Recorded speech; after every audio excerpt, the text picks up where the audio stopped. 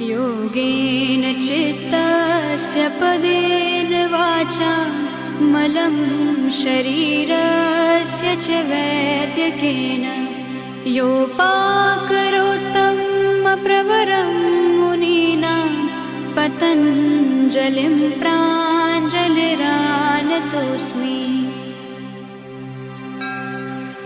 योगेन चित्तस्य पदेन वाचा मलं शरीरस्य च वैद्यकेन योपाकरोत्तम प्रवरं मुनीनां पतञ्जलिं प्राञ्जलिरानतोऽस्मि। योगेन चित्तस्य पदेन वाचा मलं शरीरस्य च वैद्यकेन योपाकरोत्तम प्रवरं मुनीनां पतञ्जलिं प्राञ्जलिरानतोऽस्मि।